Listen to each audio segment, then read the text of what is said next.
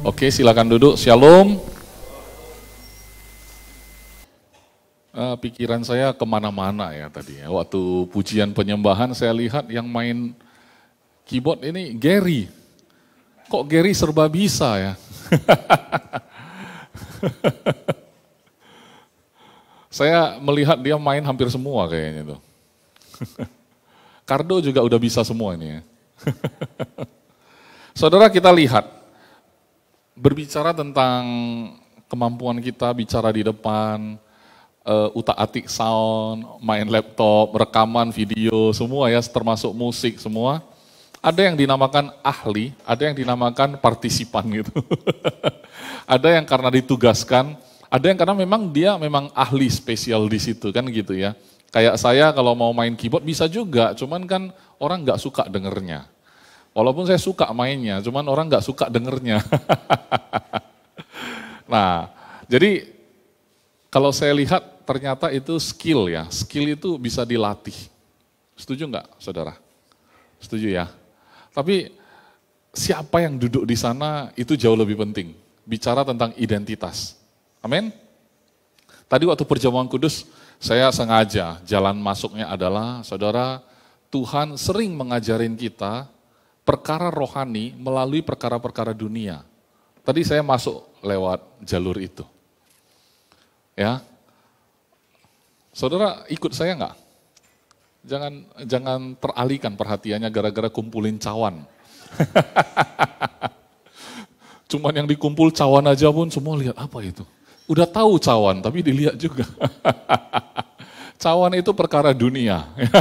Tetapi hal duniawi Tuhan sering pakai untuk menjelaskan hal-hal rohani. Karena kalau enggak pakai duniawi, otak kita itu terbatas sekali. Ya, itu pun kadangkala ketika kita pakai hal-hal duniawi untuk menjelaskan hal-hal rohani, perkara dunia saja kita kadang-kadang gagal paham. Bagaimana bisa memahami hal-hal rohani katanya. Yang duniawi saja aku ajarkan, yang aku katakan hal-hal duniawi, kamu pun tidak memahaminya. Bagaimana kamu bisa paham hal-hal rohani? Singkatnya, bagaimana kita bahas see the unseen tahun lalu, kalau yang kelihatan saja, kita nggak bisa paham gitu. Jadi saudara, bagi saya semuanya rohani loh. Kadang-kadang makanya masuk ke satu tempat gitu ya, lingkungan baru semua itu saya benar-benar pelajari apa yang tidak kelihatan dari hal-hal ini. Baca Alkitab juga begitu. Kan topik kita adalah heart of the Father. Heart of the Father, betul kan? Kalau misalnya kita bicara hati sang Bapa, tapi Bapa yang kita maksud adalah Bapa surgawi gitu ya. Melalui apa kita mempelajari Bapa surgawi? Melalui hal-hal di dunia, saudara. Betul? Oleh sebab itu, Tuhan ciptakan Bapa yang pertama namanya siapa? Adam. Semua tahu. Ya, Adam kan? Adam itu manusia yang diciptakan langsung oleh tangan Tuhan sendiri. Hembuskan nafas Tuhan sendiri. Jadilah dia manusia pertama. Habis itu kita lihat dia beranak cucu. Betul? Nah, saya suka begitu kalau lagi ada satu topik gitu ya, saya kembali ingat ulang. Mulai dari kejadian lagi gimana coba kan gitu ya. See the unseen tahun lalu juga mulai lagi dari kejadian coba. Ini Heart of the Father juga saya mulai lagi dari kejadian coba. Saya menemukan beberapa tokoh di dalamnya. Yang pertama itu Adam, yang kedua itu Nuh, yang ketiga itu Abraham, yang keempat itu Ishak, 5, Abraham, Ishak, dan Yakub. Ada kesamaan di antara mereka, saudara. Apa kesamaannya? Sama-sama bapak-bapak. Mereka sama-sama bapak-bapak. Tapi mari sekali lagi kita lihat mulai dari Adam sampai Yakub nanti itu semua bapak-bapak. Mari kita lihat apa yang jadi persamaan sehingga kita mulai belajar melihat yang nggak kelihatan, tapi ternyata di sana ada pola. Saudara ingat kan kalau Pastor Paul itu suka begitu ya, kalau dia Bible study atau ngajarin sesuatu akademi, dia akan tunjukkan begitu banyak pola yang berulang di firman Tuhan, di Alkitab, betul kan? Sehingga waktu dijadikan sebuah pola kita jadi seperti ternyata begitu begitu mudah ternyata setelah digambarkan polanya seperti itu, pengulangan-pengulangan. Itu Adam, Nuh, Abraham, Ishak, Yakub, itu bapak-bapak dunia. Tapi kita lihat apa yang jadi persamaan mereka, apa yang menjadi persoalan di dalam hidup mereka. Karena salah satunya juga udah disinggung Herman waktu itu, Abraham.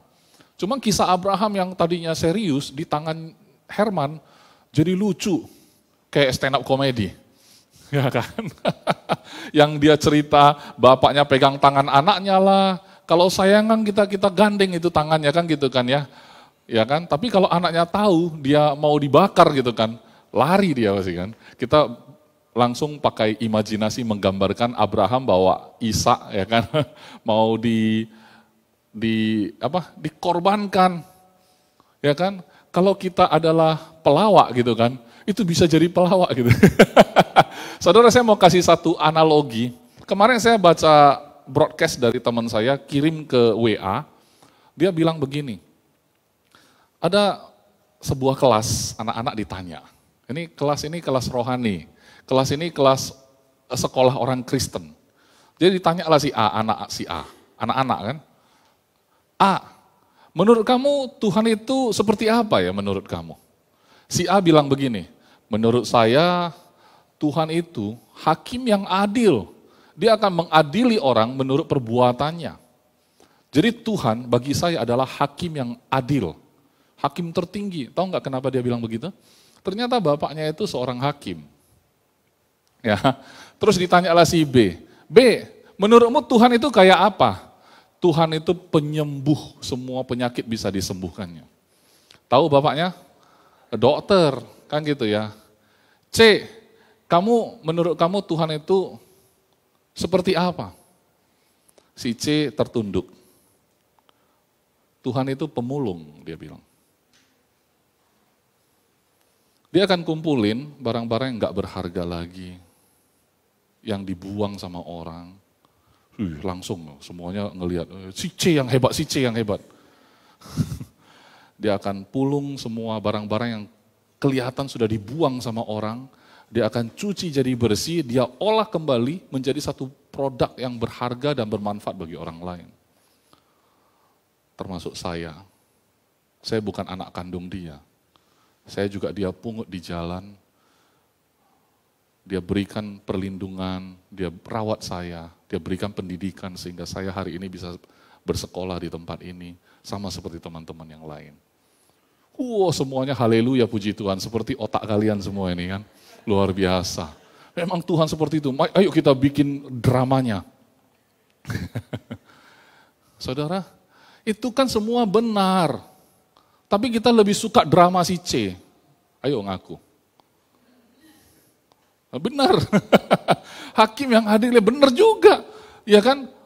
Dia dokter di atas segala dokter, dia bisa sembuhkan semua penyakit. Ya benar juga, pemulung, benar juga. Cuman kita suka drama. Apalagi kalau saya tadi bawanya sambil nangis coba. Pemulung ya kan, seperti saya ini dibuang sama orang tua saya. Pakai musik lagi, kan gitu kan. Langsung sedih gitu kan. Itu kalau guru sekolah minggu bisa bikin anak-anak menangis dengan cerita begitu ya. Saudara nggak apa-apa, pakai jalan masuk seperti apapun, apakah pakai kisah, mau lucu, mau sedih, ya kan? Yang penting kita paham maksudnya. Setuju saudara? Hari ini kita mau bahas dari mulai Adam. Aduh pastor bosan kali ya, mulai dari Adam lagi ulang ya. Ada apapun topiknya kita balik dulu dari Adam, nanti sampai ke Wahyu. Hari ini kita akan ibadah sampai jam 5 lah kira-kira. Jam 5 pagi besok. Oke, Kejadian 1 ayat 27 sampai 28.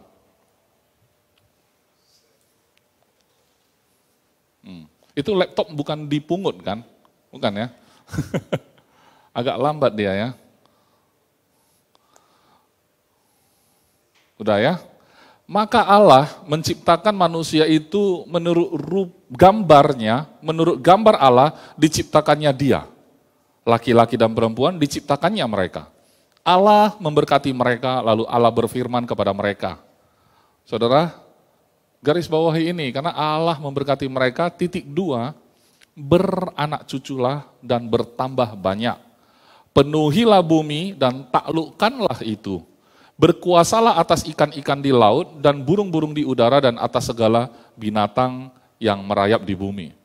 Saudara, lihat ya, dari poin pertama, itu manusia, bapak yang pertama, itu dimulai dari firman Allah, saudara.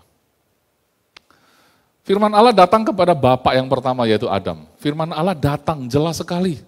Tuhan minta dan amanatkan kepada mereka, beranak cuculah dan bertambah banyak katanya. Jadi kalau kita sebagai bapak akhirnya punya anak dan punya keturunan, Tuhan bicara apa sama kamu? Sebagai seorang bapak nih, Tuhan ada loh bicara sama kita, bapak-bapak.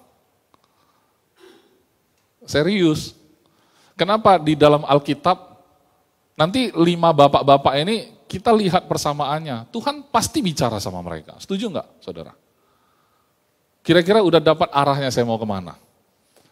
Dan apa yang menjadi ucapan Tuhan atas hidup kita sebagai seorang bapak, itulah modal kita untuk bertambah banyak. Bukan kita bertambah banyak atas dasar ucapan orang. Apa kata orang nanti, udah umur berapa kau? Belum punya anak lagi kau. Ya kan? Aku udah pengen punya cucu, kan gitu ya. Akhirnya dia pun karena firman bapaknya, dia carilah istri seadanya, ya kan? Nanti sudah menikah, oh, di sanalah penderitaan dimulai. Ya, kami di perusahaan kan katanya, kalau mau nggak ada masalah ya jangan jualan. Kalau berjualan ya kan, ada dapat customer ya pasti ada masalah, betul ya? Ya, sama kayak pelayanan. Bagi saya itu sama. Mau di bisnis, mau di pelayanan sama aja. Mau nggak ada masalah di gereja, jangan ada jemaat. Habis itu mau supaya khotbahnya nggak kontroversi, jangan khotbah. Simpel kan? Jadi kalau mau jadi bapak yang tidak pernah gagal, ya kan? Tidak pernah salah, jangan jadi bapak. Kenapa? Dari Adam aja yang buatan tangan Tuhan langsung pun dia gagal loh saudara. Jadi gagalnya itu Tuhannya yang gagal, sang pembuatnya, atau si manusianya. Kalaulah kita sudah tahu, ya kan, modusnya manusia, selalu gagal, maka kita mau apa? Kita kalau cari pola di Alkitab, mana bapak yang terbaik, aku mau tengok dulu. Adam. Karena nanti kalau sampai Yakub pun, itu belum puas. Anda bisa terusin sampai ke raja-raja nanti. Sampai ke Raja Daud, ya kan? Bagaimana dia punya Salomo, sampai punya Amsal yang satu kitab itu. Banyak sekali didikan dari ayah. Betul ya? Bagaimana seorang ayah mendidik anaknya, hai anakku, dengarkanlah didikan ayahmu, kan gitu kan? Dan cerita sampai perjanjian baru. Dan mereka sama sekali enggak sempurna. Lihat saja, enggak sempurna. Tapi hidup mereka kenapa ya bisa terarah? Kenapa ya bisa tercatat? Sebenarnya hidup kita itu tercatat loh. Ya kemarin saya baru teringat teman saya yang sudah bapak-bapak menjelang pensiun. Dulu saya ingat sekali waktu zaman COVID saya video call sama dia. Karena mau ngobrol sesuatu. Dia itu dari Jakarta, saya di Medan waktu itu. Jadi ngobrol-ngobrol sampailah ke teknologi, karena dia itu orang yang canggih juga. Dia bilang, Pak Is, saya ada beli server atau apa itu, hard disk, saya nggak ngerti, saudara paham nggak maksudnya? Itu tempat untuk simpan data secara internet. Dia buat itu di rumahnya, supaya di mana-mana anaknya berada, handphonenya itu terhubung sama simpanan itu di rumah. Jadi dia bilang, nanti foto-foto yang saya jeprek-jeprek pakai handphone semua tersimpan di situ. Secara internet otomatis masuk.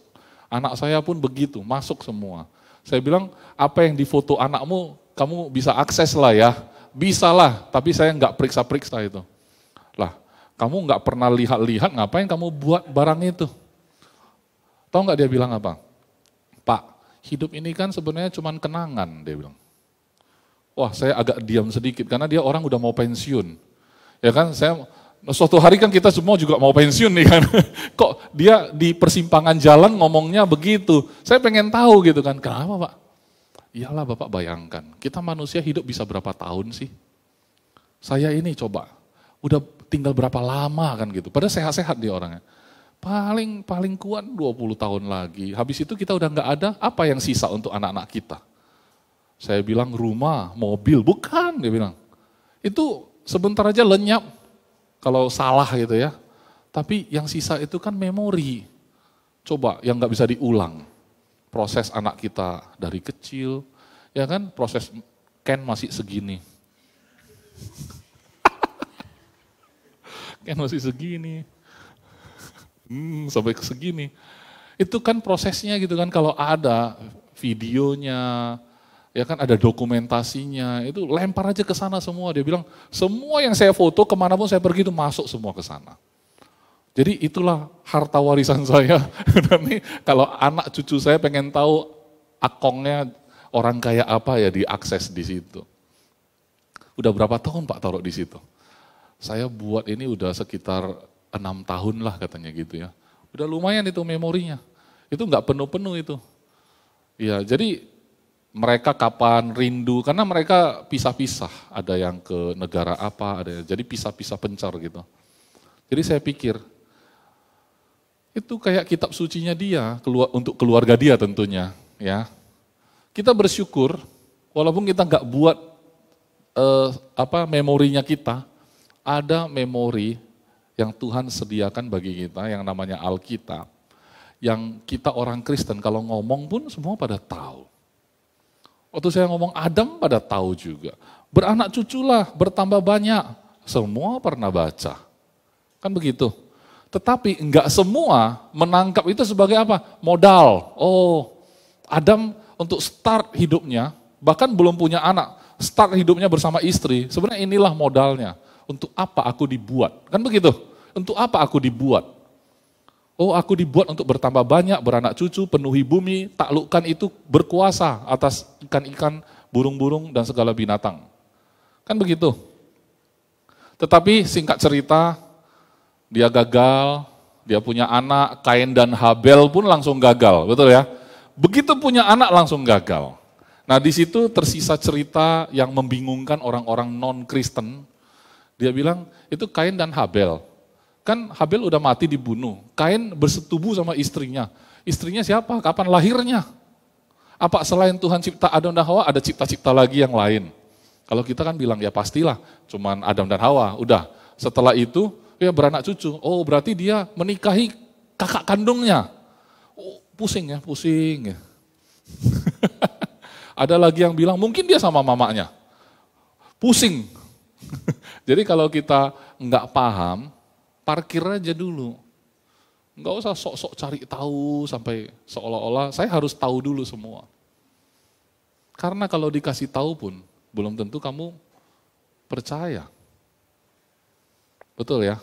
Yesus waktu ada di bumi, dia udah kasih tahu. Apa diterima? Kan enggak. Sekarang pemahaman kita jauh lebih bagus daripada waktu muridnya ada bersama Yesus, betul enggak? Kenapa? Karena kita punya gambar yang sudah utuh. Kalau sepenggal-sepenggal waktu di dalam kisah, sekelumit kisah, Anda merasa Anda kenal Iskandar karena udah kenal 2 tahun. Kan waktu 2 tahun itu Iskandar itu, waktu 2 tahun kan bukan seluruh hidupnya. Betul enggak? Anda kan enggak tahu semuanya. Enggak bisa, tapi kalau Anda baca dari storage, internet, itu tempat simpan data itu, Anda lihat anak bapak ini mulai dari lahir, wah kelihatan fotonya, videonya, ya kan waktu dia marah-marah kayak ada CCTV ikutin dia semua. Baru Anda bisa bilang, oh paham aku, keluarga dia kayak gitu, lucu-lucunya kayak gitu, marahnya kayak gitu, ya, oke? Nah setelah gagal, Kain dan Habel gagal, Mari kita lihat di Kejadian 5 ayat 1 sampai 5. Kejadian 5 ayat 1 sampai 5. Inilah daftar keturunan Adam. Pada waktu manusia itu diciptakan oleh Allah, dibuatnyalah dia menurut rupa Allah. Laki-laki dan perempuan diciptakannya mereka. Ia memberkati mereka dan memberikan nama manusia. Jadi manusia itu terjemahannya sebenarnya ya Adam gitu ya. Adam sebenarnya kepada mereka. Jadi Adam itu bukan nama orang. Memang Adam itu ya manusia, artinya manusia gitu ya. Kepada mereka ya, pada waktu mereka diciptakan. Ayat 3, setelah Adam hidup 130 tahun, ia memperanakkan seorang laki-laki menurut rupa dan gambarnya. Ini Adam udah umur 130 punya anak ya, hebat.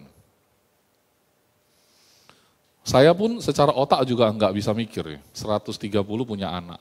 Setelah itu masih punya lagi nanti.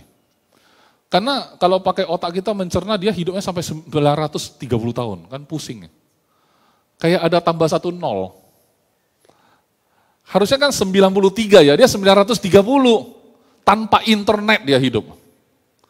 Nggak ada Google, nggak ada Facebook. Nggak tahu dia Aprisman lagi ngapain.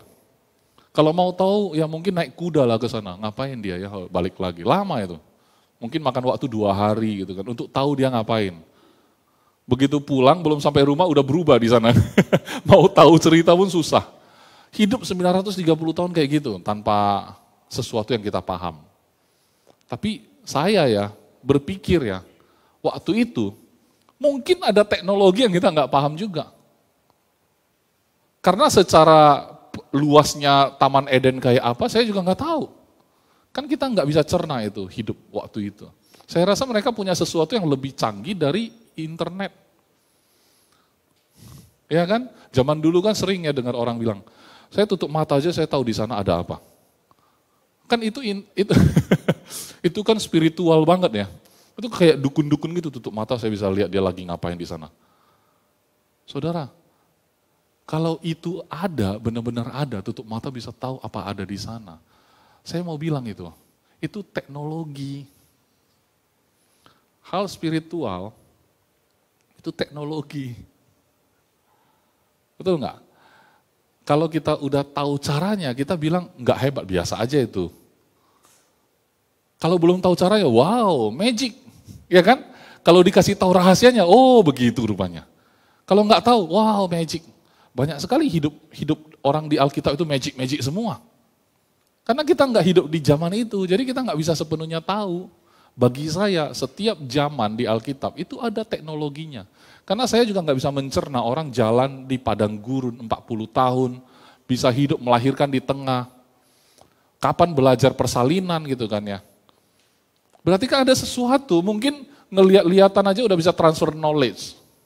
Nggak usah duduk di kelas kayak gitu. Ya kan?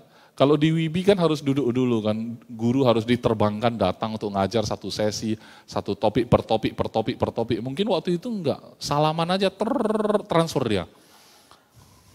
Saya mau coba kayak Herman tapi nggak bisa.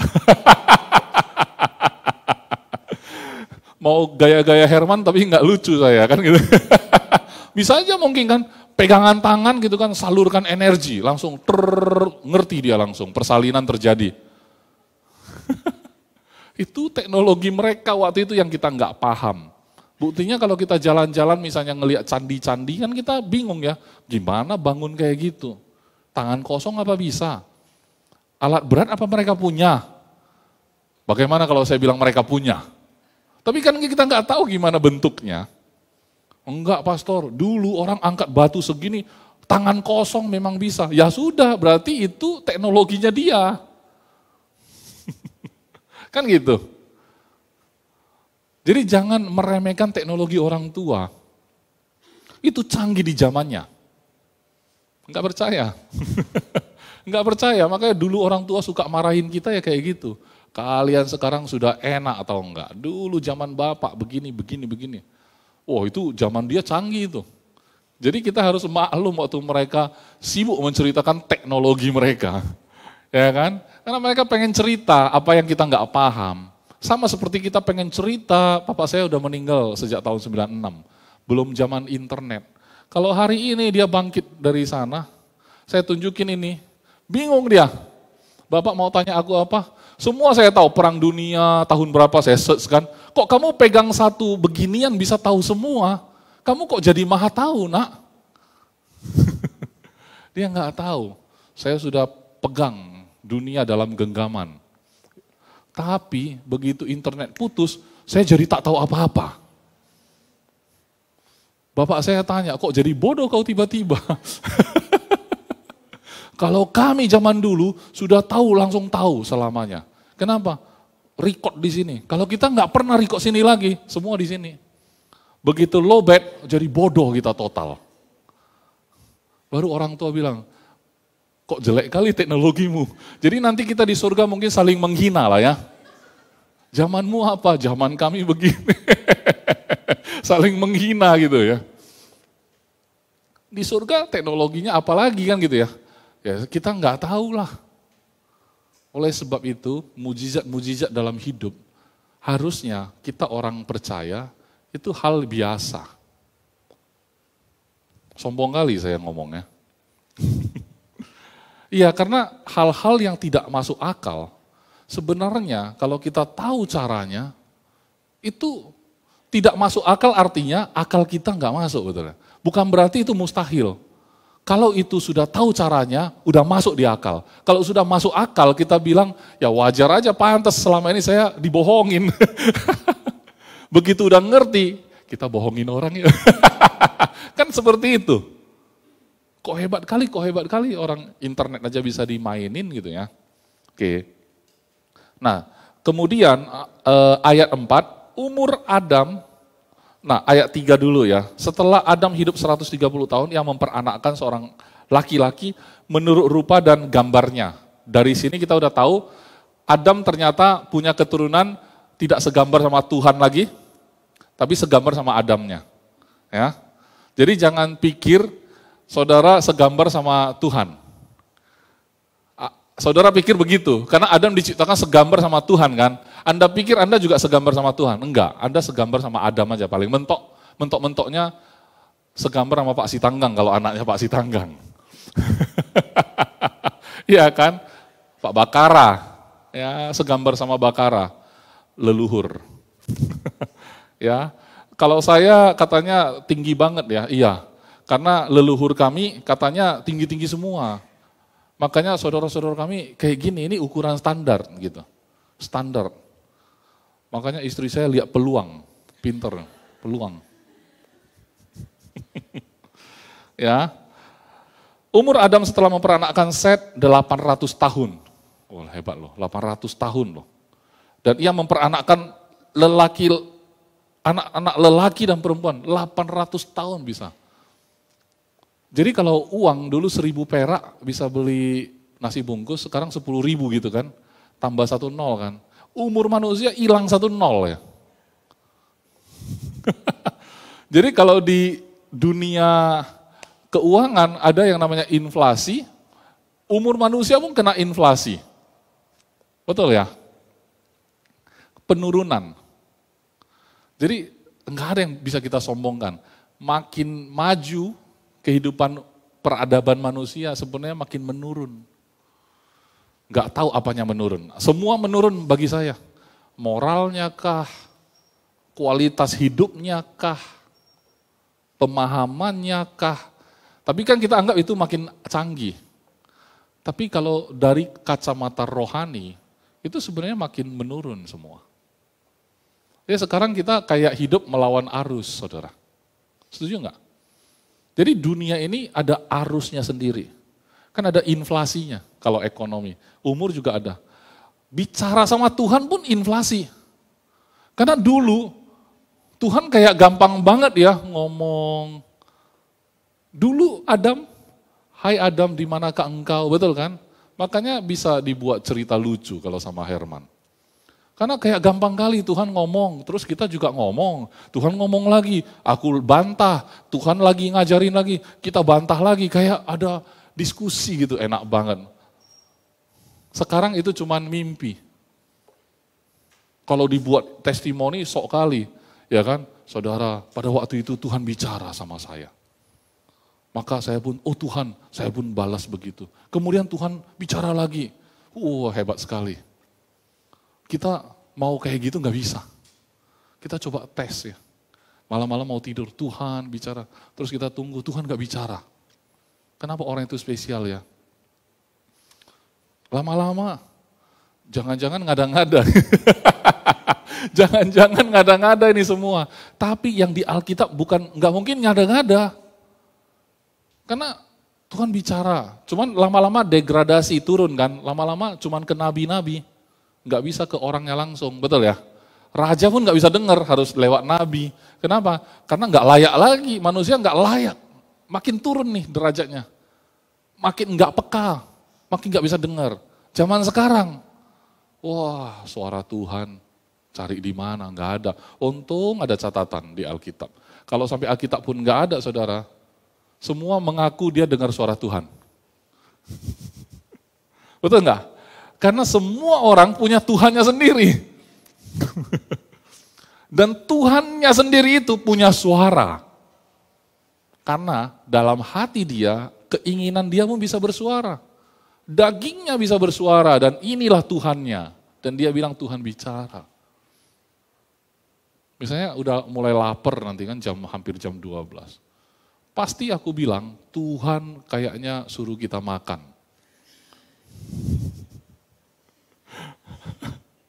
Kenapa? Karena waktu kita, Tuhan, saya dengar suara Tuhan bicara, Tuhan mau kita makan. Langsung, oh ini amin katanya. Perut pun ikut mengaminkan. Makanya kadang-kadang rohani-rohani kita jadi lucu, jadi aneh. Setiap orang Kristen beda-beda model-model rohaninya. Ada yang doa-doa sampai gini baru rohani. Tuhan baru bicara nih, masuk nih. Kalau enggak sampai begini belum puas rasanya. Ada yang diam, tenang. Ini hadirat Tuhan. Harus tenang, kita hargai. Presiden datang aja kita tenang kok, diam kok kalian tepuk-tepuk tangan, enggak menghargai Tuhan kah? Manusia punya imajinasi sendiri dan dia anggap Tuhan kayak gitu, kayak anak tadi. Ya kan? Menurutmu Tuhan hakim yang adil. Kan enggak salah, betul enggak? Semua enggak salah. Tapi yang terjadi adalah sesama anak saling menyalahkan. Bukan kayak gitu. Bukan begitu. Berdasarkan apa? Berdasarkan profesi bapaknya. Enggak, Tuhan enggak kayak gitu kok. Ada si D, anaknya konglomerat. Menurutmu, Tuhan itu kayak apa? Tuhan itu penyedia. Kita ngomong apa Tuhan kasih. Orang bapaknya ngasih semua. Bapaknya konglomerat. Yang tadi pemulung gitu. Semua benar saudara. Semua rohani. Asalkan kita tahu. Ya kan? Hati sang Bapa itu. Jangan sampai ada satu orang, bapak saya tukang pukul. Karena setiap aku pulang dipukul. Dan betul pula dalam hidup dia. Tapi karena itu tidak rohani ya sifatnya, dikeluarkan dari kisah tadi. Ya kan, itu pun juga kisah fiktif sih. Cuman kalau mau bikin renungan kan begitu. Cari yang cocok kan gitu ya. Tapi kalau ketemu anak yang memang bapaknya suka mukul dia, kan nggak cocok ya masuk ke renungan. Jadi nggak dimasukin gitu loh. Tapi mungkin ada. Nah yang kayak gitu itulah yang menjadi tantangan. Datang ke gereja nggak dapat apa-apa dia. Datang ke gereja nggak dapat apa-apa dia. Kalau saya lihat memang AGF itu unik ya. Di tangan Pastor Henry, orang semua bisa jadi pemusik. Di tangan Pak Sitanggang, semua jadi bapak-bapak yang punya rasa kekeluargaan. Luar biasa loh. Di tangan saya jadi apa? Jadi kayak Ken aja paling. Yang mukul-mukul bapaknya gitu. Yang suka bermain gitu. Karena saya orangnya suka main-main gitu, enggak serius gitu. Apalagi kalau udah liburan, namanya udah liburan, habis waktuku untuk main-main sama anak. Nanti, Tuhan bagimu kayak apa? Gamers, pemain game. Ya kan? Ya kalau bapaknya kayak apa ya dia kira-kira Tuhan kayak gitu loh. Oleh sebab itu problem problemnya bukan anaknya saja, bapak pun problem. Saudara, hari ini saudara yang sudah bapak-bapak, saudara kan anak juga ya. Saudara anak juga. Waktu jadi anak saudara, saudara diperlakukan kayak apa? Kalau nanti perlakuannya itu tidak sesuai, ya kita anggap sudah benar, tetap lanjutin ke bawah. Anak ini menganggap ya sudah benar, lanjutin lagi ke bawah. Itulah yang terjadi dengan dunia parenting di dunia. Terlepas agama apapun. Apalagi kalau dia sukses. Dan dia kan tentu mau jadi orang baik ya. Kalau terima penghargaan kan, terima kasih saya ucapkan kepada orang tua saya yang selalu mendukung saya. Betul kan, kalau namanya udah jadi juara gitu kan. Terus bapak saya orangnya sangat disiplin, saya bersyukur untung bapak saya seorang yang disiplin. Dia mengajarkan disiplin kepada saya. Yang satu itu malah makin disiplinin, makin enggak bagus dia. Diajak main malah jadi bagus, jadi gimana dong? Disiplinnya yang benar atau apa ini sebenarnya? Kalau saya bilang, itu figur bapaknya. Emang saya ada ngajar apa sama Ken? Kan enggak semua, saya enggak paham basket. Tapi kok dia main basket? Kan gitu. Apa salah? Kan enggak. Tidak harus saya itu pemain basket baru bisa ajar anak saya basket, enggak. Tapi kalau ada bapak di sana, walaupun nggak ngerti basket, tapi dukung ya anaknya jadi, betul nggak Pak? Pastor, sayangnya saya nggak punya bapak yang dukung-dukung kayak pastor bilang. Itulah sebabnya harus mendengarkan firman Tuhan. Karena solusinya pun bukan di bapak jasmanimu. Ya, di sini ini kan ayat sampai ke ayat 5 saja. Jadi Adam mencapai umur 930 tahun, lalu ia mati. Zaman sekarang umur 93 saja udah panjang umur ya. Itu kalau di adat Batak kan sudah pesta ya itu ya. Artinya itu benar-benar bukan duka cita, tapi sebuah sukacita karena panjang umur betul ya. Apalagi anak cucunya sudah cucu yang sudah cicit. Itu sudah sukses lah, puas hidupnya. Kan begitu ya. Tapi ini Adam 930 tahun, luar biasa. Kita masuk ke Nuh, karena kalau saya gitu caranya, sampai jam 5 bener. Kita masuk ke Nuh ya. Kejadian 6 ayat 9 sampai 14. Saya kalau khotbah di sini ya, saya harus mikir jangan terceplos bahasa-bahasa sulit. Jadi saya harus pakai apa tadi ya. Mungkin kalau di Jakarta, mereka set up sebuah storage secara cloud ya, sehingga bisa diakses sama anaknya yang tersebar di Oke, inilah riwayat Nuh. Nuh adalah seorang yang benar dan tidak bercela di antara orang-orang sezamannya. Bayangkan kalau anak saudara adalah anak Nuh, bangga enggak? Orang sezamannya tidak ada yang kayak bapakmu. Mantap kan? Udah mantap kali lah. Ya. Dan Nuh itu hidup bergaul dengan Allah. Ini kan masih oke ya, padahal sebelum itu ayatnya, oh itu manusia hancur. Banyak manusia raksasa, kenapa? Karena ada anak-anak Allah tanda petik, maksudnya itu iblis lah ya.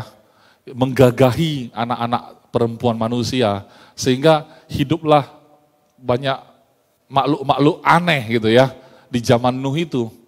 Cuman Nuh inilah yang manusia murni gitu loh, manusia murni. Dan hidupnya pun bergaul sama dengan Allah. Ayat 10, Nuh memperanakkan 3 anak laki-laki. Si Ken, bukan, si Sem, Ham, dan Yafet. Bayangkan kalau Anda adalah salah seorang dari 3 orang ini. Atau menantunya lah. Saudara selamat, betul nggak? Saudara selamat. Bayangkan cuman lahirnya benar, di keluarga yang benar, privilege. Apa itu privilege? Keistimewaan. Sesuatu posisi yang tidak bisa dibeli pakai duit. Lahir aja udah istimewa. Bayangkan. Ini bukan lahir sebagai anak raja ya, sebagai anak Nuh. Kalau waktu itu lahir sebagai anak raja percuma, karena nanti kena air bah mati itu raja. Paling cocok udah jadi anak Nuh waktu itu. Kenapa kita tahu? Karena sudah selesai kisahnya, kita udah tinggal lihat catatan. Kalau ini belum terjadi, kita mana tahu. Apa enak kali rupanya hidup jadi anak Nuh waktu itu. Kan begitu ya, Herman gitu kalau biasanya kalau menyaksikan Alkitab itu. Dia berimajinasi dia, saya tahu itu jalan pikirannya. Berimajinasi, entah mungkin Sem, Ham, dan Yafet pun ngelihat anak-anak lain pengen kayak gitu. Tapi bapakku kan bukan. Enak kali anak-anak sebelah, kan gitu ya. Mungkin begitu. Tapi nggak tercatat sih, terserah lah. Kalau nggak tercatat, imajinasi aja nggak apa-apa. Kan gitu ya, asal yang sudah tercatat itu jangan diubah. Jadi mungkin saja ya kalau orang-orang ngelihat, apa enaknya jadi anak Nuh. Tapi karena kita udah tahu kisahnya, memang paling cocok jadi anak Nuh. Gitu ya. Jadi jangan kayak menilai sekelumit kisah manusia ketika melalui apa yang dia hadapi saat itu. Ya. Saya kan nggak tahu ini saudara lagi menghadapi apa ini. Lagi banyak duit? Enggak. Jarang itu pastor. Saya pernah nggak ada duit, tapi jarang itu. Jarang itu. Saya juga ngobrol sama teman-teman yang sudah sangat kaya, super kaya. Kadang-kadang mereka merasa mereka miskin loh saudara. Tahu nggak kenapa? Karena kawan-kawan dia itu kan kaya-kaya juga. Iya kan? Kayak kita punya motor. Motor kita 150 cc. Pung, yang lain 125 itu bebek-bebek matic gitu. Kita merasa kita udah superior. Tiba-tiba datang satu, 250. Mantap ini. Rasa kaya lah ini kawan kan gitu. Begitu datangnya 1000, gitu kan. Ini langsung ciut. Manusia kayak gitu. Ujungnya mau kemana? Enggak tahu, dia pun enggak tahu. Seandainya kamu udah naik lagi tingkatnya, kamu mau kemana? Enggak tahu juga. Motor yang lebih besar lagi udah. Nanti udah dapat, pengen yang lebih besar lagi, badannya makin kecil. Motornya makin besar. Ya. Sampai di mana ya? Oke, ayat 10. Ayat 11, adapun bumi itu telah rusak di hadapan Allah dan penuh dengan kekerasan. Allah menilik bumi itu dan sungguhlah rusak benar. Ya, sebab semua manusia menjalankan hidup yang rusak di bumi. Oke, berfirmanlah Allah kepada Nuh, lihat kesamaannya. Tuhan tetap berfirman loh kepada si bapak-bapak ini, bapak-bapak percontohan kita hari ini ya. Ya, aku telah memutuskan untuk mengakhiri hidup segala makhluk, sebab bumi telah penuh dengan kekerasan oleh mereka. Jadi aku akan memusnahkan mereka bersama-sama dengan bumi. Ini kalau targetnya sih memusnahkan bukan manusia aja, bumi semua. Ya, buatlah bagimu sebuah bahtera dari kayu gofir. Bahtera itu harus kau buat berpetak-petak. Dan harus kau tutup dengan pakal dari luar dan dari dalam. Kemudian lompat ke ayat 18. Tetapi dengan engkau, aku akan mengadakan perjanjianku, dan engkau akan masuk ke dalam bahtera itu, engkau bersama-sama dengan anak-anakmu dan istrimu dan istri anak-anakmu.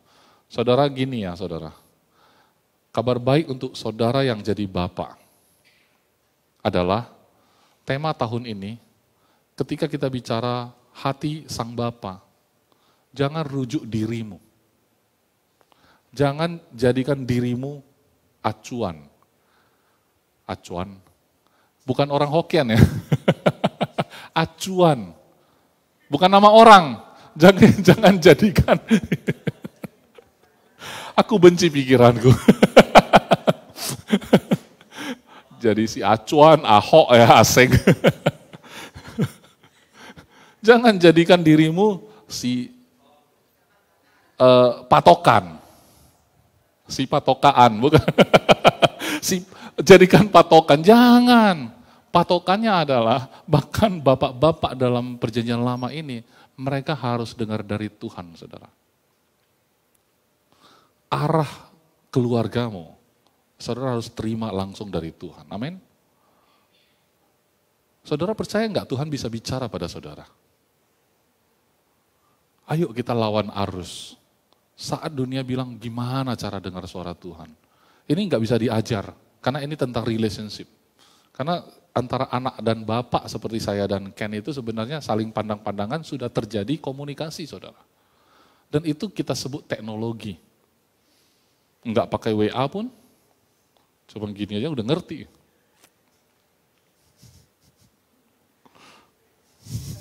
Sandi Morse. Gitu aja sudah paham, saudara. Itulah teknologi. Relationship itu tidak ada formulanya. Jadi kalau saya tanya, saudara, apakah saudara bisa dengar firman Tuhan? Dengar Tuhan berbicara? Jawabannya udah pasti bisa. Caranya saya nggak bisa ajar. Kalau saudara baca firman Tuhan, saudara akan tahu hati Tuhan. Tapi kalau saudara nggak baca firman Tuhan, saudara akan ngada-ngada Tuhan kayak apa. Betul kan? Saudara pasti ngada-ngada, karena saudara itu kreatif. Salah aja dibenerin, yang benar pun disalahin. Kreatif itu. Iya kan? Misalnya orang kalau telat datang kan, nggak ditanya pun dia bilang, macet tadi, padahal nggak ditanya. Kan guru saya bilang, kalau kamu tidak ciptakan hasil, kamu pasti ciptakan alasan. Kenapa harus ciptakan alasan supaya tidak nampak buruk di mata orang? Itu kabar baiknya, alasannya tepat pula. Jadi kabar baik, memang macet, aku juga, ya dia juga ikut terlambat. Jadi dua-dua pengen supaya nggak kelihatan buruk, kambing hitamkan macet. Saudara silakan kambing hitamkan. Karena istri saya bilang, kan dia lagi suka gym ini. Biar direkam, biar dia makin semangat kan gitu. Suamiku udah bilang gym, aku harus gym. Dia bilang Aderai tahu ya? Kok saudara tahu Aderai? Hah? Toko Alkitab nggak tahu, Aderai tahu. Kan jadi Alkitab juga hidup Aderai itu. Dia bilang, Aderai bilang, orang kalau udah sakit ya salahkan dokter, salahkan asuransi, salahkan rumah sakit, salahkan BPJS, semua salah selain dia. Yang bikin sakit mulutnya. Betul? Ya kan? Semua salah, kecuali dia. Enggak pernah dia salahkan mulutnya enggak dijaga. Kenapa? Waktu itu rohani, katanya udah didoakan. Kolesterol enggak sikat aja, dalam nama Yesus, buang semua kolesterol. Memang dia suka, doyan ya. Udah doyan gitu kan, pakai rohani terselubung. Nanti udah sakit baru Tuhan lagi. Apa? Lebih bahaya kalau sembuh. Dalam nama Yesus sembuh. Wah, kolesterol lagi. Soalnya sembuh. Kan makin kacau hidup orang percaya, betul nggak? Kadang-kadang tidak terjadi kesembuhan juga ada bagusnya. Saya susah ya ngomong ya. Ya kadang-kadang ngajar di WIBI itu sering kontroversi saya ngomong. Makin banyak mujizat, makin menunjukkan hidupmu bermasalah. Hah? Iyalah. Kamu butuh mujizat kan berarti ada masalah. Bukankah mujizat terbaik adalah kamu tidak butuh mujizat? Berarti kamu sehat selalu. Itu mujizat loh. Orang banyak sakit up and down, kamu enggak. Jadi kalau orang bilang, pastor kamu enggak punya masalah sih, pastor ngomong enak. Itu mujizat. Kalau kamu lihat saya enggak bermasalah. Tapi kan saya yang tahu sendiri, saya masalah atau enggak. Tapi kalau kamu lihat bagus ya udah, mujizat itu, udah selesai. Ya. Nah itulah kenapa saya bahas itu, kan enggak ada hubungan. Oh iya, saya mau bilang ayat 18 ya, itu Tuhan bicara dan Tuhan selalu memasukkan, memperhitungkan anak cucumu. Saudara gini, hidup kita ketika Tuhan pilih, bukan kita enjoy pribadi, saya bayangkan kalau itu bicara pribadi terus, itu Nuh ya, masuk sendiri ke bahtera, tak bawa istri, tak bawa anak. Dia keluar tinggal satu orang, mati juga orang gak ada istri. Tamat juga riwayatnya, orang gak lagi beranak cucu. Ya, kalau ini cuman personal saudara, kan kadang kita suka personal gitu. Suka Tuhan sayang aku, Tuhan milikku. Pribadi terus satu. Padahal dengan bapak-bapak ini nggak pernah bicara pribadi saja satu gitu, enggak. Memang iyalah suami dan istri satu anggapnya, iya. Tapi kan anak cucu. Bahkan yang ini sedikit diperluas. Bukan masuklah kamu dan istrimu, enggak ya. Bawalah anakmu laki-laki dan menantumu. Istri-istrinya kan, bawa masuk. Lebih cepat dia berkembang biak. Jadi setelah keluar dari bahtera, ya air bah sudah surut, waktu berkembangnya itu lebih cepat daripada waktu zaman Adam kan, betul ya? Karena di start dari 4 pasang. Kalau Adam start dari 1 pasang, ini lebih cepat lagi. Oke, kemudian kita masuk ke Abram. Kejadian 15 ayat 1 sampai 6. Semua ada di Kejadian kok. Kejadian 15 ayat 1 sampai 6. Kemudian datanglah firman Tuhan kepada Abram. Saudara lihat ada beberapa kali kalau Tuhan ubah nama orang, ya, itu ada Abram itu jadi Abraham, ada gitu kan. Itu katanya, karena saya enggak berani bilang seperti sarjana teologi ya, itu memasukkan unsur Tuhan di dalam namanya, Yahweh, ya, hembusan nafas Tuhan. Jadi dalam hidup Abram, masuklah nafas Allah, jadi Abraham. Nanti cek sendiri aja, ya. Sekarang kan gampang ya. Saudara kalau bukan murid sekolah Alkitab pun bisa cek. Ya, kenapa Tuhan ubah nama Abraham menjadi Abraham? Cari sendiri. Jadi demikian, kemudian datanglah firman Tuhan kepada Abram dalam suatu penglihatan, janganlah takut Abram, akulah perisaimu, upahmu akan sangat besar. Abram menjawab, ya Tuhan Allah, apakah yang akan engkau berikan kepadaku? Pribadi ya, karena aku akan meninggal dengan tidak mempunyai anak, baru bicara anak dia mengeluh anak. Saudara, ini keluhan Abram. Tapi sebenarnya keluhan Abram sudah ada dalam rencana Tuhan. Setuju enggak? Coba kita lihat. Dan yang akan mewarisi rumahku ialah Eliezer. Eliezer siapa? Bukan anak buahnya Sambo ya. Orang Damsik itu. Lalu kata Abram, engkau tidak memberikan kepadaku keturunan. Yang salah pokoknya semua lah ya, Tuhan termasuk ya. Sehingga seorang hambaku nanti menjadi ahli warisku. Tetapi datanglah firman Tuhan kepadanya demikian. Saudara lihat, Tuhan berfirman lagi ya, Abram ya, orang ini tidak akan menjadi ahli warismu. Melainkan anak kandungmu, dialah yang akan menjadi ahli warismu.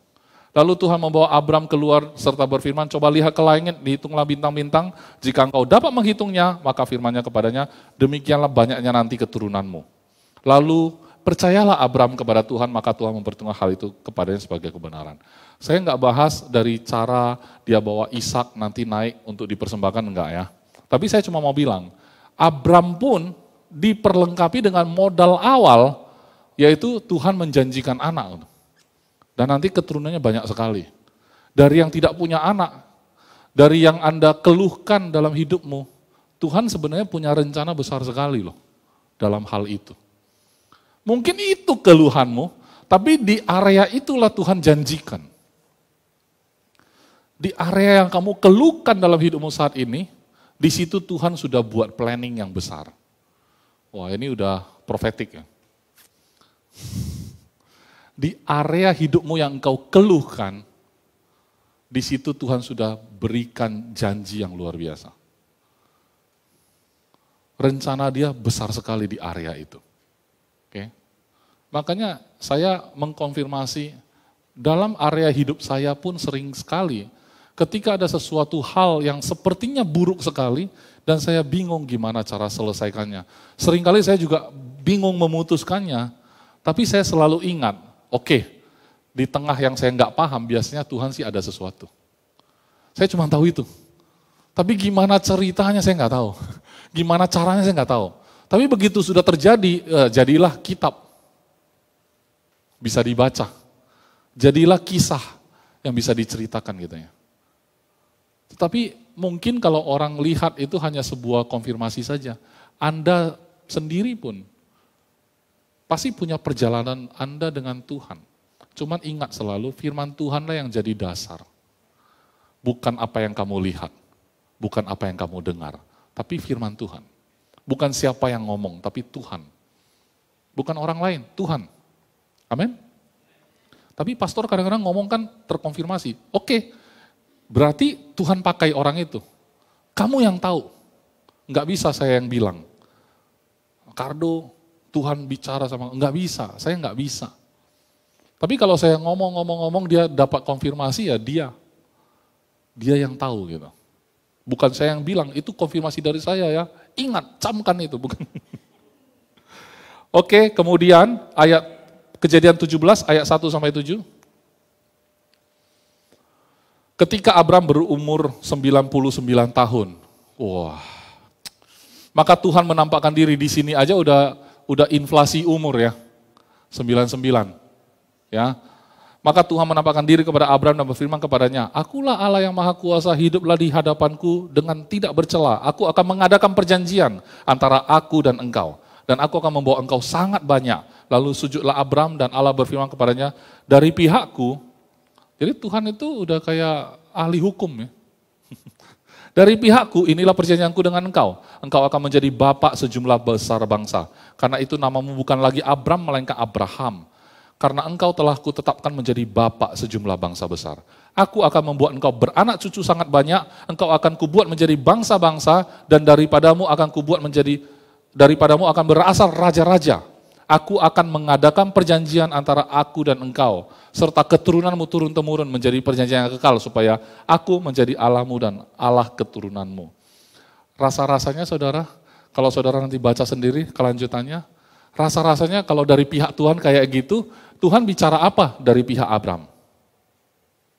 Syaratnya apa? Perjanjian ini terjadi, kan ada dua pihak.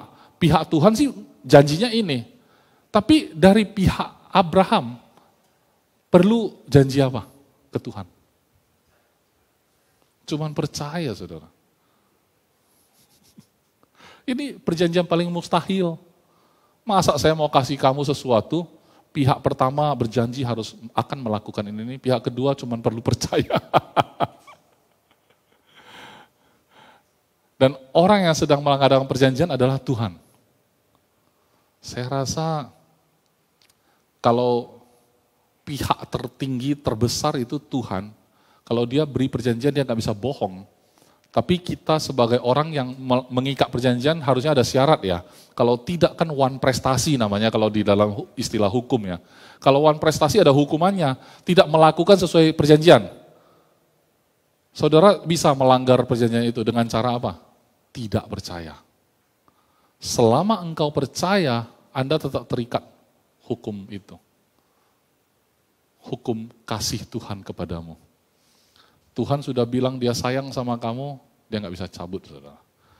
Saya sebagai pastor bisa saya cabut. Nanti habis ini kita makan siang bareng, saya traktir. Nggak ada yang tepuk tangan ya. Aku cabut ah. Tengok-tengok dulu kan mukanya kan. Ah nggak ada bersyukurnya ini, nggak jadi. Tapi Tuhan punya pandangan mata yang beda banget ya. Saya nggak bisa mengasihi saudara dengan sepenuhnya, jujur. Tetapi Tuhan mengasihi saudara. Ketika Tuhan mengasihi saudara, saya ngelihat, saya bisa apa? Saya bisa apa coba? Kalau Tuhan mengampuni saudara, saya bisa apa? Ya, terpaksa ikut mengampuni ya. Oke, Kejadian 25 ayat 19. Saya nggak puas soalnya. Ya, harus lama ini. Inilah riwayat. Udah. Oke. Nanti agak cepat ya supaya ini lebih cepat selesai. Inilah riwayat keturunan Ishak anak Abraham. Abraham memperanakkan Ishak dan Ishak berumur 40 tahun. Ketika Ribka anak Betuel, anak Aram dari Padan Aram, saudara perempuan Laban, orang Aram itu diambilnya menjadi istrinya, berdoalah Ishak kepada Tuhan untuk istrinya, sebab istrinya itu mandul. Jadi kita lihat ya, kali ini Ishak punya situasi yang agak berbeda, ya. Supaya istrinya itu Ribka bisa mengandung ya katanya. Tuhan mengabulkan doanya sehingga Ribka istrinya itu mengandung. Oh, lewat satu ayat selesai. Enak sekali hidupnya. Istriku mandul, kudoakan, jadi tidak mandul. Enak sekali. Tapi hari-hari yang dia jalani kan beda ya. Saudara, kalau orang udah testimoni enak sekali ya. Kemarin aku begini. Hari ini Tuhan tolong, selesai. Membalikkan telapak tangan. Waktu dijalani kayak susah sekali gitu ya. Oke, tetapi anak-anaknya bertolak-tolakan di dalam rahimnya. Udah mengandung, keluar masalah. Ya, jadi makanya lah kalau pelayanan ada masalah biasa itu. Saudara minta sesuatu, Tuhan jawab. Tapi di dalam masalah itu ada masalah gitu. Terus apa solusinya? Solusinya tetap Tuhan, nggak ada yang lain. Ya, jika demikian halnya, mengapa aku hidup? Ya. Jadi Isa itu pengen punya anak, istrinya mandul, doa, udah mengandung, dalam rahim ribut. Itulah, nggak ada USG. Kok bisa tahu bertolak-tolakan di dalam? Ayo. Kan berarti kan ada teknologi kan, zaman dulu kan. Entah mungkin itu pakai teropong, ada teropong yang bisa taruh di perut istrinya, wah bertolak-tolakan. Terus dia bilang apa? Jika demikian halnya, untuk apa aku hidup? Pengen bunuh diri dia. Dia minta anak, dikasih, bunuh diri. Kan gitu ya. Dan ia pergi meminta petunjuk kepada Tuhan. Untung dia bukan lompat dari apartemen. Zaman itu tak ada apartemen, Pastor. Ya, dia minta petunjuk kepada Tuhan. Firman Tuhan kepadanya, 2 bangsa ada dalam kandunganmu. Salahkah ini? Harusnya kan kandungan istrimu. Sekarang bapak-bapak mengandung ya. Enggak lah, maksudnya ini kan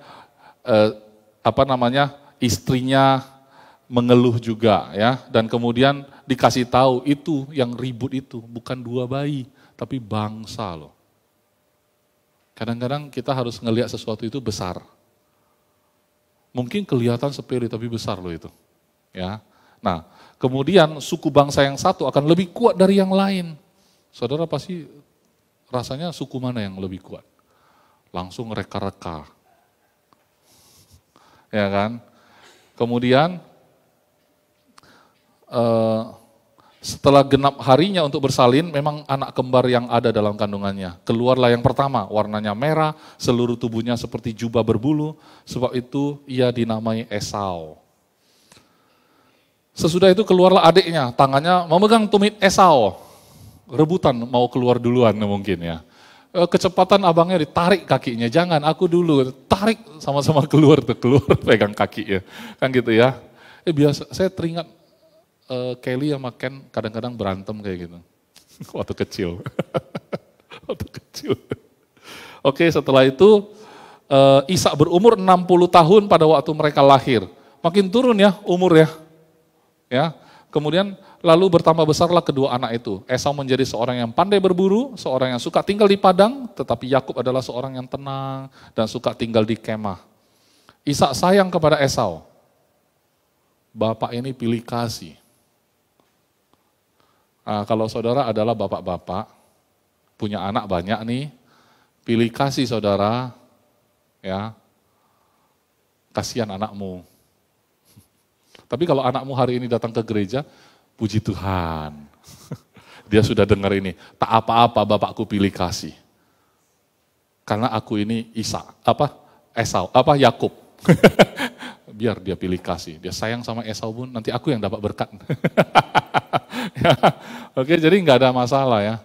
Saudara sebagai bapak, ya saya pesan jangan pilih kasih.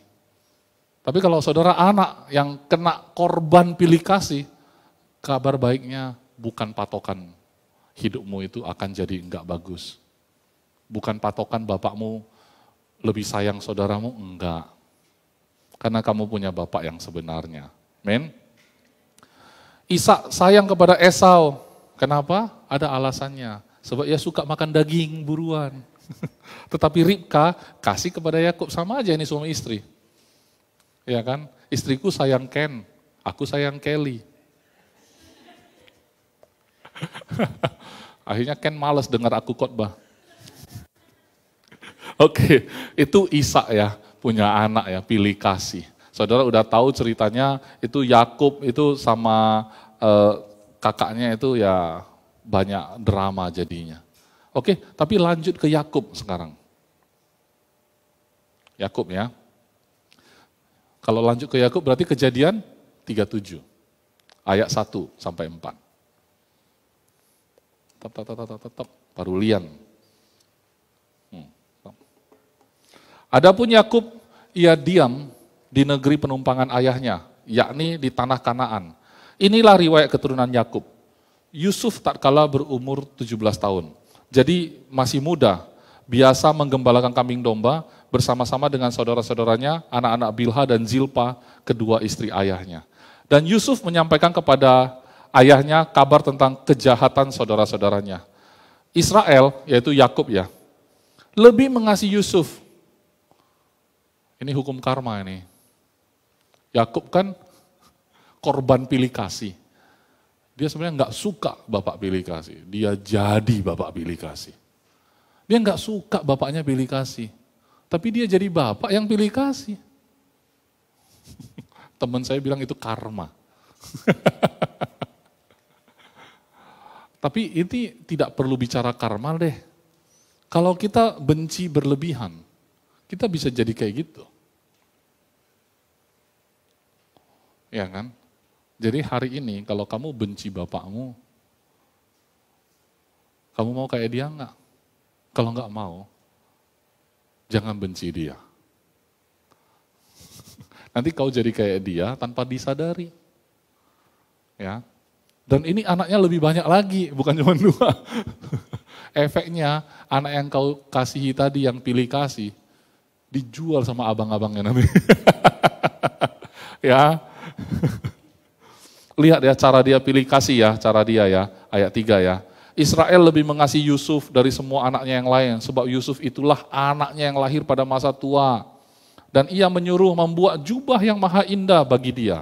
Setelah dilihat oleh saudara-saudaranya bahwa ayahnya lebih mengasihi Yusuf dari semua saudaranya, maka bencilah mereka itu kepadanya dan tidak mau menyapanya dengan ramah. Ya.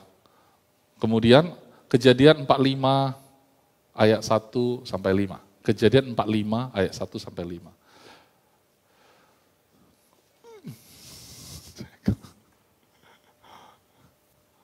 Wah, kaget dia soalnya. Ketika itu Yusuf tidak dapat menahan hati. Saudara, setelah dijual ya, abang-abangnya kan bikin cerita kan, Pak, pas kami berburu, hilang dia dimakan, ya kan? Hilang dia. Bapaknya sedih kan gitu, anak kesayangan hilang. Tiba-tiba udah dijual sampai ke Mesir semua. Singkat cerita, ini singkat cerita. Udah kelaparan melanda, mereka mau datang ke sana, mau beli bahan makanan ke Mesir. Itu Yusuf ada di sana tuh kan gitu ya. Kan nggak mungkin kita baca semua. Kira-kira itu ceritanya kan gitu ya. Ayat 2.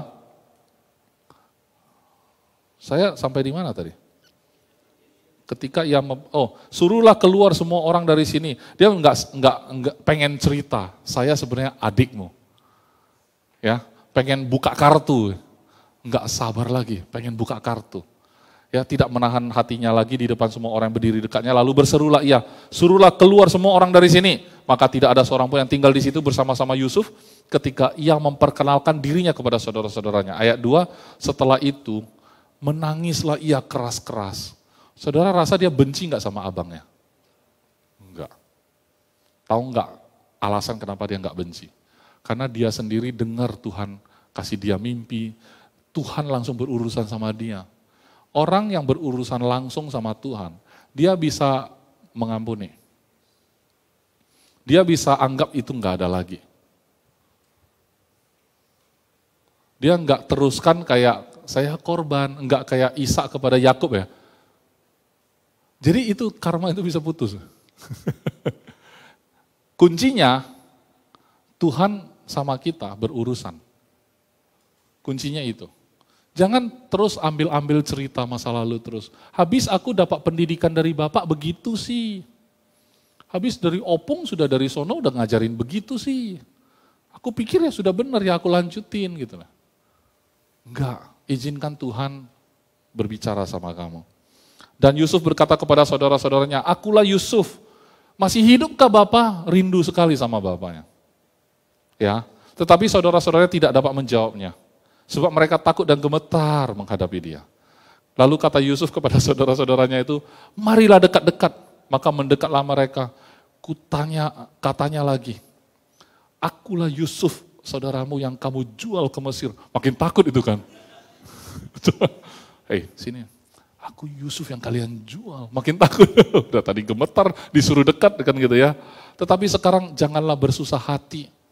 Dan janganlah menyesali diri. Karena kamu menjual aku ke sini. Sebab, ada tujuannya. Sebab untuk memelihara kehidupanlah Allah menyuruh aku mendahului kamu. Dia lebih fokus kepada rencana Tuhan, saudara. Dia tidak fokus pada drama abang-abangnya. Walaupun dia dulu agak tidak dewasa waktu itu. Kan dia bilang dia mimpi, bahwa abang-abangnya itu menyembah dia kan. Walaupun mimpinya benar, tapi dia enggak dewasa. Kadang kita suka sombong kayak gitu. Memang betul itu, tapi enggak usah disombongkan, nanti dijual kau. Ya. Tapi walaupun dijual enggak apa-apa. Ya. Untuk memelihara hidup lah kamu dijual. Oke, nah jadi selesai. Kita dapat contoh dari Adam, Nuh, Abraham, Ishak dan Yakub. Sampai ke Yusuf itu, saya nggak cerita nanti Yusuf hidup kayak apa, tapi itu anak. Yusuf itu anak. Dan Yusuf itu adalah gambaran dari Yesus.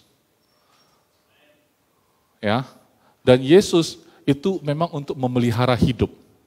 Dia juga dijual oleh saudara-saudaranya. Dia nggak bersalah apa-apa. Ya dia yang ditinggikan, karena dia yang ujungnya disembah sama suku-suku Israel. Tapi justru orang yang menjual dia adalah dari orang Yahudi.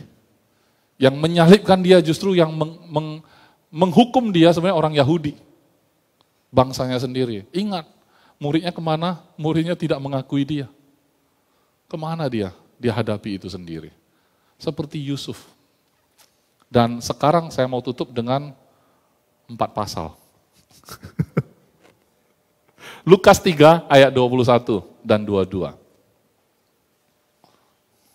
Enggak apa-apa lah kan. Nanti pokoknya kita makan lah, tenang. Enggak apa-apa kan? Serius kan? Tambah sejam enggak apa-apa? Boleh ya? Oke. Yang bilang boleh dapat 2 bungkus. Lukas 3 ayat 21. Ketika seluruh orang banyak itu telah dibaptis dan ketika Yesus juga dibaptis dan sedang berdoa, terbukalah langit. Ya. Dan turunlah Roh Kudus dalam rupa burung merpati ke atasnya dan terdengarlah suara dari langit. Engkaulah anakku yang kukasihi, kepadamulah aku berkenan. Yesus ini posisinya anak. Dan bapaknya itu Tuhan langsung. Dan Tuhan sebagai Bapa itu langsung dari langit ada suara menyatakan bahwa Yesus itu adalah anaknya yang dia kasihi. Kepada Yesuslah Bapa berkenan. Maksud saya, saudara ingat zaman-zaman sekarang ada endorse. Pakailah produk ini. Dia jadi brand ambassador. Kan gitu ya. Jadi mereknya itu pilih satu orang jadi duta. Oke, promosiin gitu kan. Jadi diteguhkan keberadaannya. Inilah anakku yang kukasihi. Itu surga mengendorse Yesus. Bapak mengendorse anaknya. Saudara hari ini, saudara dalam hidup saudara masing-masing harus mengambil satu posisi. Benar-benar saudara itu di-endorse sama Bapakmu dari surga. Kenapa? Karena saudara ada dalam Yesus. Saudara nggak bisa seperti itu kalau nggak ada Yesus. Itu mustahil, nggak mungkin. Saudara mau puasa 40 hari 40 malam, karena ini sekarang lagi marak ya. Katanya orang login, log-out, login. Ngerti lah maksud saya ya. Pindah sini, pindah sana gitu ya. Karena katanya kalau kalian percaya Yesus harusnya ikutlah apa yang Yesus lakukan. Yesus kan menyembah Bapa. Yesus menyembah Tuhan kan. Kalian kok sembah Yesus? Iya. Harusnya ikutlah kan gitu kan. Menyembah Tuhan lah, jangan menyembah Yesusnya. Yesus lakuin apa? Harus ikut. Yesus disalib, masa kita ikut? Lockout. Yesus disalib, masa kita ikut? Karena dianggapnya Yesus itu adalah manusia yang biasa, yang menjalani hidup sempurna, sukses dia. Habis itu dia diakui lah sebagai pemuka agama. Bukan Tuhan. Tapi kita paham, enggak mungkin manusia bisa sesempurna itu. Kalau bukan Tuhan yang mengendorse dia, dan dia itu datang dari sana. Dan dia adalah Tuhan itu sendiri. Jadi manusia, tujuannya apa? Sempurna, posisi itu dikasih ke kita. Kalau tidak ada jalur ini, saya kembali ngomong, mau login, logout, good luck. Silakan mencoba. Semoga berhasil. Kalau sudah pasti akan gagal, login kembali. Amin. Untung Yesus memang spesialis memaafkan. Ya. Karena dia tahu kamu nggak sanggup. Amin. Kalau kamu merasa sanggup, syukurlah gitu ya. Coba ya, tidak boleh gagal tapi ya. Kalau salah gitu ya, ulangi sekali lagi. Gagal lagi, ulangi. Sampai kapan ya, saya nggak tahu. Saya rasa memang bodoh percaya Yesus, aneh ya. Masa segampang itu? Bodoh banget kamu percaya. Iya, bodoh memang. Tapi kalau nggak percaya, lebih bodoh lagi. Saya kalau nggak percaya, saya rasa saya lebih bodoh lagi gitu loh. Ya, memang aneh gitu ya. Tapi kalau saya udah tahu kayak gitu, saya nggak percaya, lebih aneh lagi gitu. Karena saya nggak mampu. Amin. Yohanes 10 ayat 29 sampai 30. Tadi si bapak endorse anaknya, kali ini saya mau ngambil Yohanes 10 ayat 29 sampai 30, dia mengendorse balik bapaknya. Yohanes 10 ayat 29. Pak Rulian dikasih nasinya dulu deh, satu. Oh, dibantu sama Isa, Yakub. Yohanes 10 ayat 29.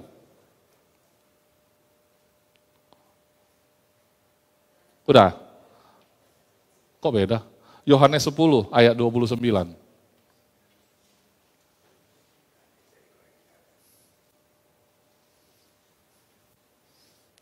Bapakku yang memberikan mereka kepadaku lebih besar dari siapapun, daripada siapapun, dan seorang pun tidak dapat merebut mereka dari tangan Bapa. Aku dan Bapa adalah satu. Enggak bisa diadu domba itu, Yesus sama Bapa. Ya, tadi Bapak mengendorse Yesus, Yesus mengendorse Bapaknya. Dia bilang Bapa dan aku adalah satu. Saudara dan Yesus adalah satu? Kalau iya, saudara dan Bapak adalah satu juga.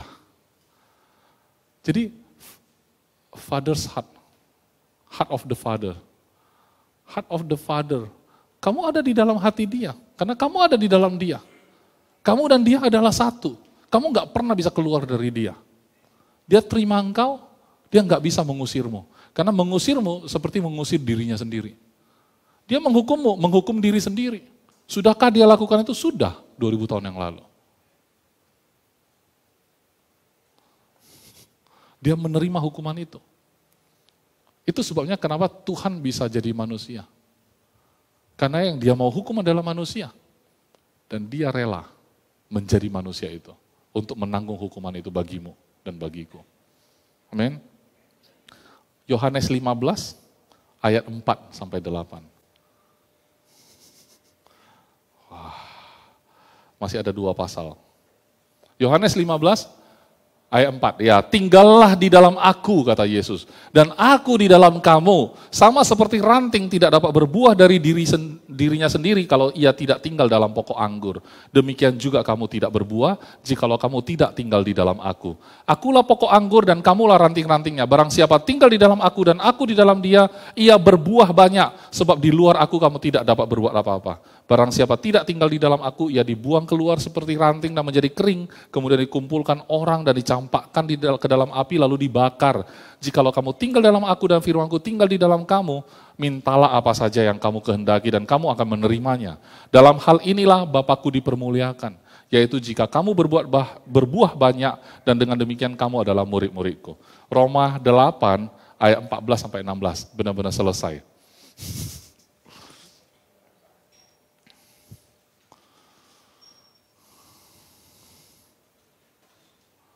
Udah? Ini benar-benar selesai. Enggak bohong ini. Semua orang yang dipimpin roh Allah adalah anak Allah. Sebab kamu tidak menerima roh perbudakan yang membuat kamu menjadi takut lagi. Tetapi kamu telah menerima roh yang menjadikan kamu anak Allah. Oleh roh itu kita berseru, ya Aba, ya Bapa. Roh itu bersaksi bersama-sama dengan roh kita. Bahwa kita adalah anak-anak Allah. Hari ini kita harus benar-benar hidup dalam kesadaran penuh bahwa kita sebenarnya adalah anak Allah. Ini sejati, ini nggak bisa diganggu-gugat, ini final, ingkrah. Mau banding pun nggak bisa. Kenapa? Karena yang tertinggi sudah memutuskan seperti itu. Nggak bisa banding lagi. Kadang-kadang yang coba-coba mau kita banding itu adalah musuh kita, dan daging kita sendiri. Susah sekali, karena kita merasa tidak logika kasih sebesar itu. Enggak logika hati sang Bapa seperti itu, enggak logika. Kalau dia menganggap kamu ada di dalam dia, itu sudah paling aman. Sudah tidak ada tempat yang lebih aman dari itu. Amin saudara? Saya berdoa, saya percaya, saudara kalau memahami ini, maka urusan parenting kita dengan anak kita itu aman. Dan juga masa depan saudara, saya merasa aman. Kenapa? Karena tugas dari Bapak di dunia sebenarnya nggak mungkin bisa mendampinginya sampai seumur hidupmu, nggak bisa. Bapak di dunia nggak bisa. Bapakku dampingi aku sampai usia berapa? Sebentar aja. Ada yang usianya panjang umur tapi nggak mendampingi anaknya. Gagal. Anaknya nggak merasa ada keberadaan orang tuanya. Tapi hari ini itu bukan alasan. Amin. Mari kita bangkit berdiri. Saya berdoa bagi kita semua.